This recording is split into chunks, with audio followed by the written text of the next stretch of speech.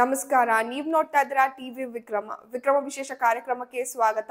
ನಾನು ಜೆಸಿಲ್ ಡಿಸೋಜ. ನೀವು ಇಲ್ಲಿ ತನಕ ಟಿವಿ ವಿಕ್ರಮನ ಸಬ್ಸ್ಕ್ರೈಬ್ ಮಾಡದೇ ಇದ್ರೆ ತಕ್ಷಣ ಸಬ್ಸ್ಕ್ರೈಬ್ ಮಾಡಿ.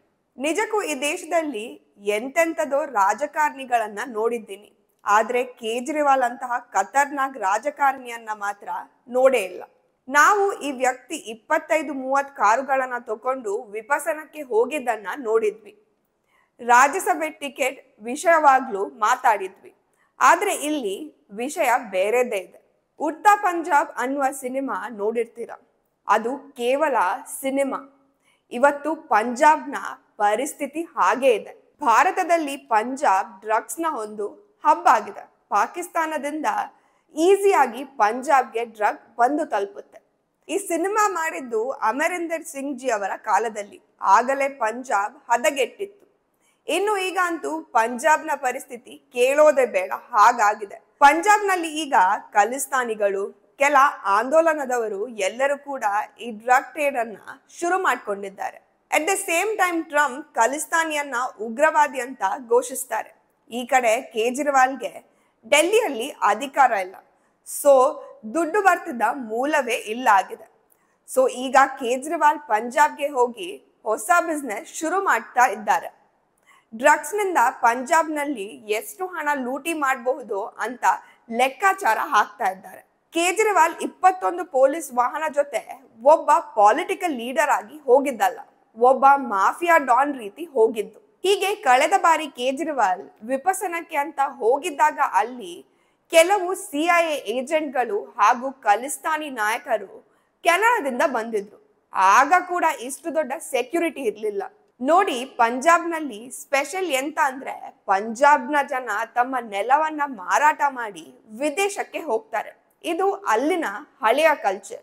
ಈಗೀಗ ಪಂಜಾಬ್ನ ಜನ ಅಮೆರಿಕ ಅಥವಾ ಕೆನಡಾಕ್ಕೆ ಹೋಗ್ತಾ ಇಲ್ಲ, ಲಿಥೋನಿಯಾ ಮತ್ತು ಯುರೋಪ್ ಕಡೆಗೆ ಹೋಗ್ತಾ ಇದ್ದಾರೆ. ಯಾಕಂದ್ರೆ ಅಲ್ಲಿ ಸ್ಯಾಂಡ್ ಮೈನಿಂಗ್ ಮತ್ತು ಬೇರೆ ಬೇರೆ ತರದ ದಂಧೆ ನಡೆಯುತ್ತೆ.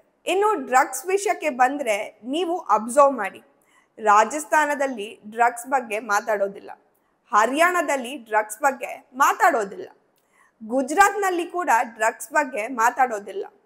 ಯಾವುದೇ ರಾಜ್ಯದಲ್ಲಿ ಇಲ್ಲ, ಕೇವಲ 2 ಸ್ಥಳಗಳಲ್ಲಿ ಮಾತ್ರ. ಒಂದು ಮುಂಬೈನಲ್ಲಿದೆ, ಇನ್ನೊಂದು ಪಂಜಾಬ್ನಲ್ಲಿ. ಡ್ರಗ್ ಮಾಫಿಯಾದಲ್ಲಿ ಹೇಗೆ ನಡೆಯುತ್ತೆ ಅಂದ್ರೆ ಈ ವ್ಯಾಪಾರದಲ್ಲಿ MRP ಅನ್ನೋದು ಇರೋದಿಲ್ಲ. ಸೊ ಅವರದ್ದೇ ರೇಟ್, ಅವರದ್ದೇ ಮಾಲು. ನೀವು ಯಾವಾಗ ಬೇಕಾದ್ರೂ ರೇಟ್ ಅನ್ನ ಜಾಸ್ತಿ ಅಥವಾ ಕಡಿಮೆ ಮಾಡಬಹುದು. ಅದೊಂದು ಸೈಡ್ ಅಲ್ಲಿ ಇರ್ಲಿ. ಅಂಡ್ ಈಗ ಭಗವಂತ್ ಮಾನ್ ಹಾಗೂ ಕೇಜ್ರಿವಾಲ್ ನಡುವೆ ಓಪನ್ ಫೈಟ್ ನಡೀತಾ ಇದೆ. ಒಂದ್ ಕಡೆ CM ಸ್ಥಾನಕ್ಕೆ, ಮತ್ತೊಂದು ಕಡೆ ರಾಜ್ಯಸಭೆಯ ಮೆಂಬರ್ ಆಗೋದಕ್ಕೆ. ಈಗ ಕೇಜ್ರಿವಾಲ್ ಹತ್ರ ಯಾವುದೇ ಪವರ್ ಇಲ್ಲ. ಈಗ ಕೇಜ್ರಿವಾಲ್ ಆ ಪಕ್ಷದ ಅಧ್ಯಕ್ಷರು ಅಷ್ಟೇ. ಸೊ ಈಗ ಕೇಜ್ರಿವಾಲ್ ಸೋ ಕಾಲ್ಡ್ ರೈತ ಸಂಘಟನೆ ಅಂದ್ರೆ ಖಲಿಸ್ತಾನಿಯರನ್ನ ಪ್ರಚೋದಿಸುವ ಮೂಲಕ ಭಗವಂತ್ ಮಾನ್ ಮೇಲೆ ಒತ್ತಡ ಬೀರೋಕೆ ಶುರು ಮಾಡ್ಕೊಂಡಿದ್ದಾರೆ. ನೀವು ಒಂದನ್ನ ಗಮನಿಸಿ, 2013-14 ಸಮಯದಲ್ಲಿ ಕೇಜ್ರಿವಾಲ್ ಮತ್ತು ಯುಕ್ರೇನ್ ಅಧ್ಯಕ್ಷ ಜೆಲೆನ್ಸ್ಕಿಗೆ ಸಡನ್ ಆಗಿ ಪಬ್ಲಿಸಿಟಿ ಸಿಗುತ್ತೆ. ಅದನ್ನ ಮಾಡಿಸಿದ್ದು ಅಮೆರಿಕ. ಇವಾಗ್ಲೂ ನೋಡಿ, ಬಾಂಗ್ಲಾದೇಶದಲ್ಲಿ ಮೊಹಮ್ಮದ್ ಯೂನಿಸ್ ಪ್ರಧಾನಿ ಆಗಿದ್ದು ಹೇಗೆ? ಅವರು ಬಂದಾಗ ಏನೇನು ಮಾಡಿದ್ರು? ಭಾರತದ ಮೇಲೆ ಒತ್ತಡ ಹಾಕಿದ್ರು, ಅಲ್ಲಿನ ಹಿಂದೂಗಳನ್ನ ಕೊಂದ್ರು, ನಂತರ ಜಮಾತೆ ಇಸ್ಲಾಮಿ ಜನರನ್ನ ಬಿಡುಗಡೆ ಮಾಡಿದ. ಹಾಗೆ ನೋಡಿದ್ರೆ ಈಗ ಸಮಸ್ಯೆ ಇರೋದು ಪಾಕಿಸ್ತಾನದಿಂದ ಅಲ್ಲ, ಬಾಂಗ್ಲಾದೇಶದಿಂದ. ಈಗಿನ ದಿನದಲ್ಲಿ ನಮ್ಗೆ ಪಾಕಿಸ್ತಾನದಿಂದ ಅಷ್ಟು ಅಪಾಯ ಇಲ್ಲ. ಈಸ್ಟ್ ಪಾಕಿಸ್ತಾನದಿಂದ ಅಂದ್ರೆ ಬಾಂಗ್ಲಾದೇಶದಿಂದ ಈ ಸಮಯದಲ್ಲಿ ಹೆಚ್ಚು ಅಪಾಯ ಇದೆ. ಅದಕ್ಕೆ ಕಾರಣ ಅಲ್ಲಿನ ಗಡಿ ಭಾಗ. ವೆಸ್ಟ್ ಬೆಂಗಾಲ್ದಿಂದ ರೋಹಿಂಗ್ಯಾಗಳು ಬರ್ತಾ ಇದ್ದಾರೆ.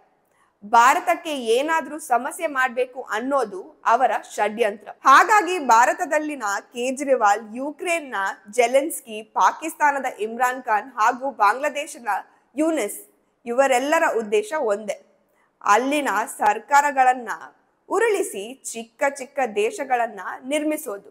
ಇದು ಇನ್ನೊಂದು ತರದ ತುಕಡೆ ಗ್ಯಾಂಗ್. ಇದೇ ರೀತಿ ಗ್ಯಾಂಗ್ ಭಾರತದಲ್ಲಿ ಕೂಡ ಹುಟ್ಕೊಂಡಿದೆ. ದೇಶವನ್ನ 10 ತುಂಡು ಮಾಡಿದ್ರೆ ಯುರೋಪ್ ಹಾಗೆ ಆಗುತ್ತೆ ಅನ್ನೋದು ಅವರ ಲೆಕ್ಕಾಚಾರ. ಈ ತರ ದೇಶವನ್ನ ವಿಭಜಿಸೋದಕ್ಕೆ ಅಮೆರಿಕ ಬಹಳ ಸಪೋರ್ಟ್ ಮಾಡುತ್ತೆ. ಯಾಕಂದ್ರೆ ಅಮೆರಿಕದ ಮುಂದೆ ಭಾರತ ಚಿಕ್ಕದಾಗ್ಬಿಡುತ್ತಲ್ವಾ. ಅದಕ್ಕೆ ಈಗ ಭಗವಂತ್ ಮನ್ಗೆ ಕೇಂದ್ರದಿಂದ ಬೆಂಬಲ ಸಿಗ್ತಾ ಇದೆ.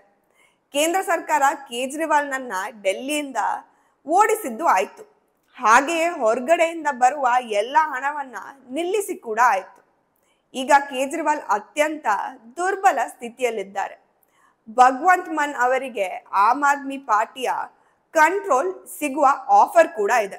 ಒಂದು ಸಲ ಕೇಜ್ರಿವಾಲ್ ಪಕ್ಷದಲ್ಲೂ ಹಿಡಿತವನ್ನ ಕಳೆದುಕೊಂಡ್ರೆ ಈ ಡ್ರಗ್ಸ್ ಮಾಫಿಯಾ ಕೂಡ ಹೊರಗಡೆ ಬಂದೇ ಬರುತ್ತೆ.